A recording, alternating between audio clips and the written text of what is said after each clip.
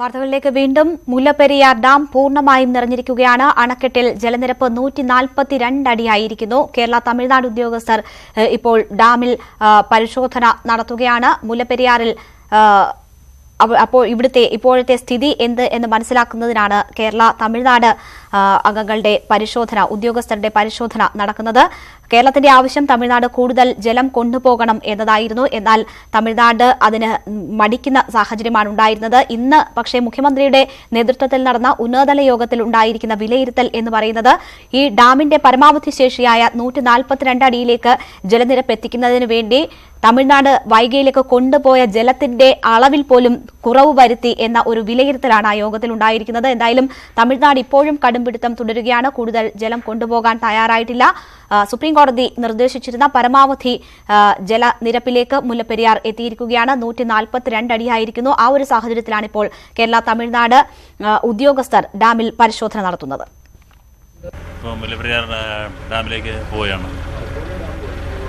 2:45 വെള്ളം തുറന്നു വിട്ടു. ഇപ്പോൾ സേഫായിട്ട് വെള്ളം പുറത്തേക്ക് പോയിക്കൊണ്ടിരിക്കുകയാണ്. ഫുൾ വാട്ടർ ലെവലിൽ 152 ലെവലിലേക്ക് എത്തിയിട്ടുണ്ട്. വെള്ളം തുറന്നു വിട്ടുകൊണ്ടിരിക്കുകയാണ്. വെള്ളിയിലേക്ക് പോകുന്നുണ്ട്. സേഫായി വെള്ളം പുറത്തേക്ക് പോകുന്നു എന്നാണ് പറയുന്നത്. 13 സ്പിൽവേകളിലൂടെയും ജലം പുറത്തുവിട്ടുകൊണ്ടിരിക്കുകയാണ്. ഇന്ന് പുലർച്ചെ 2 മണിയോട് കൂടിയാണ് ഈ 3 സ്പിൽവേകളും തുറന്ന് മുല്ലപ്പെരിയാറിൽ നിന്ന് ജലം പുറത്തേക്ക് ഒഴുക്കാൻ ആരംഭിച്ചിരിക്കുന്നത്. ഏതായാലും മുല്ലപ്പെരിയാറിൽ എല്ലാ സാഹചര്യങ്ങളും നേരിടാൻ കേരളം സജ്ജമാണ് എന്നാണ് വൈദ്യുതി മന്ത്രി എം മണി പറഞ്ഞത്. ജനങ്ങൾ ആശങ്കപ്പെടേണ്ട യാതൊരു സാഹചര്യവുമില്ല. ജനങ്ങൾ എല്ലാ നിർദ്ദേശങ്ങളും പാലിക്കണം. വെള്ളം അതിന്റെ ഒഴുക്ക് കാണാൻ പുഴക്കരയിലേക്കും മറ്റും ജനങ്ങൾ എത്താൻ പാടില്ല എന്നും മന്ത്രി നിർദ്ദേശിച്ചു. നമ്മൾ അതിനെല്ലാം നേരിടും. അതിനുള്ള മുന്നൊരുക്കം എല്ലാം ചെയ്തിട്ടുണ്ട്. ആ പെരിയാർ വരുന്ന ഇരു തീരങ്ങളിലുള്ള ആളുകളെ മാറ്റിപ്പറപ്പിക്കുകയും അതിനുള്ള ഇടപെടൽ നേരത്തെ തന്നെ ചെയ്തിട്ടുണ്ട്.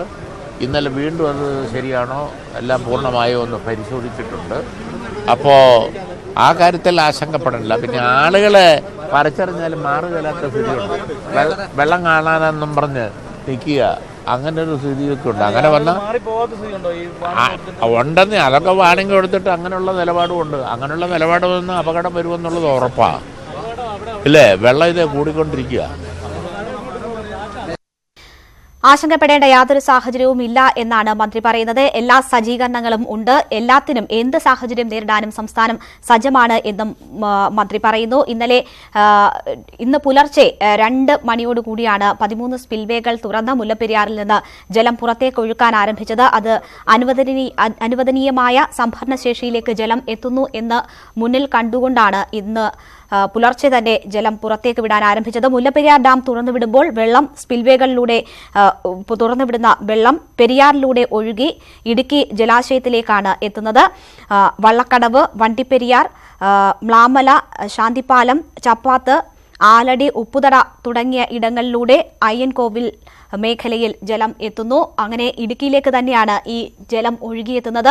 ഇവിടെ ആശങ്കപ്പെടുത്തുന്ന സാഹചര്യം, ഇടുക്കിയിൽ ഇപ്പോൾ തന്നെ അതിന്റെ പരമാവധി വെള്ളം ഉണ്ട് എന്നതാണ്. അയ്യപ്പൻകോവിൽ പഞ്ചായത്തിന്റെ പരിധിയിൽ വരെ ഇടുക്കി ജലാശയത്തിൽ വെള്ളം നിറഞ്ഞു നിൽക്കുന്ന ഒരു സാഹചര്യമുണ്ട്. അത് കൂടി കണക്കിലെടുത്തുകൊണ്ടാണ് ഇപ്പോൾ ഇടുക്കിയിൽ നിന്നും ഏതാണ്ട് 15 ലക്ഷം ലിറ്റർ ജലം ഓരോ സെക്കൻഡിലും പുറത്തേക്ക് വിട്ടുകൊണ്ടിരിക്കുന്നത്. ഈ 2 വെള്ളവും എത്തുന്നതിന്റെ സ്ഥിതി ഏകദേശം നിയന്ത്രിച്ച് നിർത്തുന്നതിനായാണ് കൂടുതൽ വെള്ളം ഇടുക്കിയിൽ നിന്നിപ്പോൾ തുറന്നുവിടുന്നത്. ഈ ജലമെല്ലാം പെരിയാറിലേക്കാണ് എത്തുന്നത്. പെരിയാറിലൂടെ ഒഴുകി താഴ്ന്ന പ്രദേശങ്ങളിലേക്ക് എത്തുന്നു. താഴ്ന്ന പ്രദേശങ്ങളിൽ ഈ വെള്ളം, ഇത്രയധികം വെള്ളം ഒഴുകിയെത്തുന്നത് എന്ത് അവസ്ഥ സൃഷ്ടിക്കുന്നു എന്നതാണ് ഏറ്റവും ആശങ്ക ജനിപ്പിക്കുന്നതും. ഇപ്പോൾ ആലുവയിൽ നിന്ന് ശരൺ നമ്മോടൊപ്പം ചേരുന്നുണ്ട്. ശരൺ, ആലുവയിൽ കഴിഞ്ഞ തവണ വലിയ തോതിൽ വെള്ളം തുറന്നുവിട്ടപ്പോൾ ഒരുവിധം ആ സാഹചര്യങ്ങളൊക്കെയും ആലുവ പരിസരമൊക്കെയും മറികടന്നു പോയതാണ്. പക്ഷേ ഇപ്പോൾ അന്ന് തുറന്നുവിട്ടതിന്റെ ഏതാണ്ട് ഇരട്ടിയോളം വെള്ളമാണ് ഓരോ സെക്കൻഡിലും പുറത്തേക്ക് വന്നുകൊണ്ടിരിക്കുന്നത്.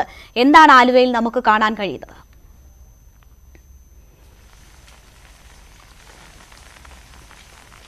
രേണുക, തീർച്ചയായും സമീപകാലത്തുണ്ടായതിൽ വെച്ച് ഏറ്റവും വലിയ ദുരിതത്തെയാണ് ആലുവ ഇപ്പോൾ നേരിട്ടുകൊണ്ടിരിക്കുന്നത്. കാരണം പെരിയാർ കരകവിഞ്ഞ് ഒഴുകുന്നതിനൊപ്പം തന്നെ കനത്ത മഴയാണ് പല പ്രദേശങ്ങളിലും തുടർന്നുകൊണ്ടിരിക്കുന്നത്. എറണാകുളം ജില്ലയിലുടനീളം തന്നെ കനത്ത മഴ പെയ്യുന്നു.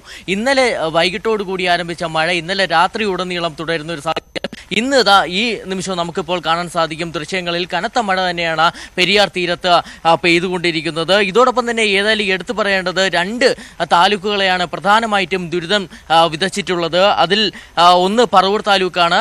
പറവൂർ താലൂക്കിലെ ചെമ്പകശ്ശേരി, തുരുത്ത്, ചൂർണിക്കര, അടക്കമുള്ള ഏലൂർ അടക്കമുള്ള പ്രദേശങ്ങളെല്ലാം തന്നെ ഇതിനകം വെള്ളത്തിനടിയിലായി കഴിഞ്ഞു. ഒപ്പം തന്നെ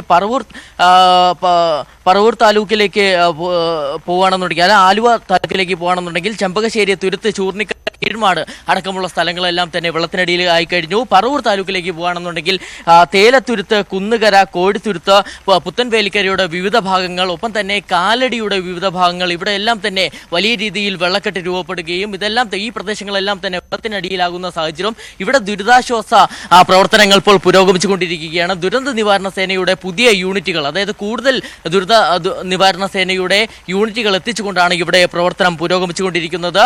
നഗരപ്രദേശങ്ങളിലേക്ക് പോകുകയാണെന്നുണ്ടെങ്കിൽ അവിടെയും കനത്ത മഴ ഇപ്പോൾ തുടർന്നുകൊണ്ടിരിക്കുകയാണ്. കമ്മട്ടിപ്പാടം അടക്കമുള്ള വിവിധ കോളനികൾ ാകുന്ന ഒരു സാഹചര്യം. ഒപ്പം തന്നെ MG റോഡിൽ ഗതാഗതം തടസ്സപ്പെടുന്ന ഒരു സാഹചര്യം. വലിയ രീതിയിൽ വെള്ളക്കെട്ട് ഉണ്ടായതുകൊണ്ട് തന്നെ വൈദ്യുതി വിച്ഛേദിക്കപ്പെട്ടു കഴിഞ്ഞു.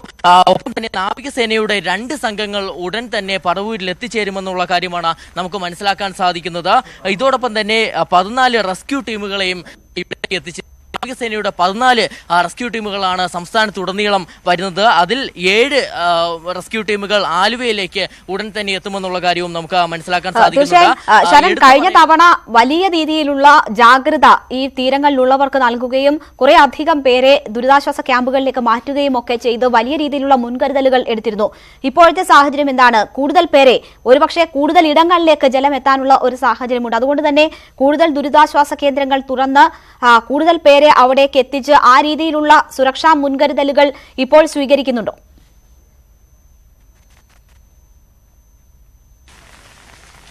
രേണുക, തീർച്ചയായിട്ടും ഇടമലയാർ ഡാം തുറന്ന സമയത്തും ഇടുക്കി ഡാം തുറന്ന സമയത്തുമെല്ലാം വലിയ രീതിയിലുള്ള ഒരു ജാഗ്രത ഉണ്ടായിരുന്നു. ഇതിന്റെ ഭാഗമായിട്ട് മുൻകരുതൽ നടപടിയുടെ ഭാഗമായി ക്യാമ്പുകളിലേക്ക് മാറ്റിപ്പാർപ്പിക്കുന്ന ഒരു സാഹചര്യം ഉണ്ടായി. അന്ന് 75 ക്യാമ്പുകളാണ് എറണാകുളം ജില്ലയിൽ ആരംഭിച്ചിരുന്നത്. അതിനുശേഷം ഈ പ്രതിസന്ധി മാറിയതോടുകൂടി 10 ക്യാമ്പുകളിലേക്ക് ചുരുങ്ങുകയായി. ഏതായാലും കഴിഞ്ഞ ദിവസം രാത്രിയോടുകൂടി വലിയ രീതിയിലുള്ള ഒരു പ്രതിസന്ധി സൃഷ്ടിക്കപ്പെടുന്നു എന്ന് കണ്ടതോടുകൂടി കൂടുതൽ ക്യാമ്പുകൾ ആരംഭിക്കാൻ തീരുമാനിക്കുകയായിരുന്നു. ഇതിന്റെ അടിസ്ഥാനത്തിൽ ആദ്യം 84 ക്യാമ്പുകളാണ് നേരത്തെ ആരംഭിച്ചിരുന്നത്. ഇപ്പോൾ 130 ക്യാമ്പുകളാണ് എറണാകുളം ജില്ലയിൽ പ്രവർത്തിക്കുന്നത്. 6303 കുടുംബങ്ങളിൽ നിന്നായി 23,223 പേരെയാണ് ഈ ക്യാമ്പുകളിലേക്ക് മാറ്റി പാർപ്പിച്ചിരിക്കുന്നത്. ഇത്തരത്തിലുള്ളൊരു നടപടികളുമായാണ് അധികൃതർ മുന്നോട്ട് പോകുന്നത്. ഏതായാലും വലിയ ജാഗ്രതാ നിർദ്ദേശമാണ് പെരിയാർ തീരത്തുള്ളവർക്ക് നൽകിയിരിക്കുന്നത്. ഇവരെല്ലാം തന്നെ പല പ്രദേശങ്ങൾ നേരത്തെ സൂചിപ്പിച്ചതുപോലെ തന്നെ ആലുവ താലൂക്കിലെ പല പ്രദേശങ്ങളിലെല്ലാം ചില പ്രശ്നങ്ങൾ കൂടിയുണ്ട്. ഞാൻ ശരണിലേക്ക് തിരിച്ചു വരാം. എന്തായാലും കൂടുതൽ ദുരിതാശ്വാസ കേന്ദ്രങ്ങൾ തുറന്ന് താഴ്ന്ന പ്രദേശങ്ങളിലുള്ളവരെ കൂടുതലായി അവിടേക്ക് മാറ്റി പാർപ്പിക്കാനുള്ള നടപടികളാണ് അധികൃതർ സ്വീകരിച്ചിരിക്കുന്നത്. ശരൺ സൂചിപ്പിച്ചതുപോലെ തന്നെ 130 ക്യാമ്പുകളാണ് ഈ അടിയന്തര സാഹചര്യം മുന്നിൽ കണ്ടുകൊണ്ട് തുറന്നിരിക്കുന്നത്. അവിടെ ഏതാണ്ട് 23,223 പേരെ മാറ്റി പാർപ്പിച്ചിട്ടുണ്ട്. 6,303 കുടുംബങ്ങളിലെ ആളുകളാണ് ഈ ദുരിതാശ്വാസ ക്യാമ്പുകളിൽ ഉള്ളത് എന്നാണ് ശരൺ റിപ്പോർട്ട് ചെയ്തത്. ശരൺ, ഈ വ്യവസായ മേഖലകളിലേക്ക് കൂടി ഈ ജലം എത്തുകയാണെങ്കിൽ അവിടെ ഈ ജലം കയറുന്നത്, വ്യവസായശാലകൾക്കുള്ളിലും മറ്റും ജലം കയറുന്നത് ഏത് തരത്തിലുള്ള സാഹചര്യം സൃഷ്ടിക്കും?